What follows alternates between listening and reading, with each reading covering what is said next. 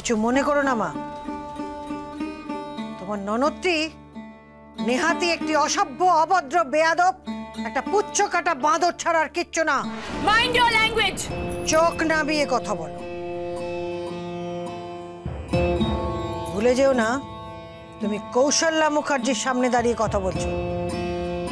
তুমি এই গ্রামে এসেছো, ভদ্র ব্যবহার করো। তুমি এবাড়ির বউ, সভ্যতা, ভদ্রতা, শিক্ষা এসব তো দেখছি কিছুই তোমার নেই। তোমার বাবা তোমাকে এই স্বভাব শিখিয়েছে? আমার বাবা তুলে একদম কথা বলবেন না বলে দিচ্ছি। 100 বার তুলব। এই তো তোমার ব্যবহারের নমুনা। আমার ফোনটা কেন নিলেন? কাল ভোরে এই যন্ত্রটা তুমি ফেরত পাবে। শুনুন শুনুন শুনুন, এই যে শুনুন শুনুন। ছাড় না তুই, ছাড়। কেন এরকম করছিস? ছাড়বো কেন?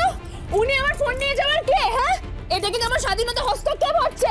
ভালো করছেন না, এটা কিন্তু গৃহবধূ অত্যাচার হচ্ছে। আগে গৃহবধূর মানেটা বোঝো, তারপর তার অত্যাচার কি সমাদর সেটা পরে বুঝবে। চল খোকা, ঘুমোবি চল। জান খোকা, মাই নেকা ছেলে।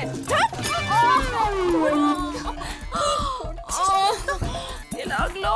কেন এরকম পাগলামো করছিস তুই? আমি আর সহ্য করতে পারছি না। আমি এই বাড়িতে 1 সেকেন্ডও থাকবো না। থাকবি না মানে?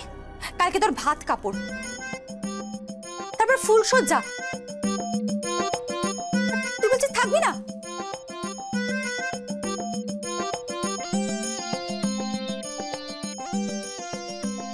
ভাত কাপড়, ফুলসজ্জা, কাল কি করি দেখো না।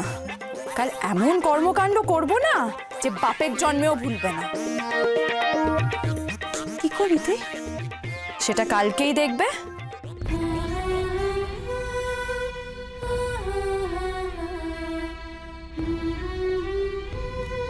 মা, এবার কি হবে? কিসের কি হবে? আমি তো বেশ ব্রহ্মচারী ছিলাম মা। তুমি তো আমাকে গৃহজীবনে প্রবেশ করালে। এ কেমন স্ত্রী?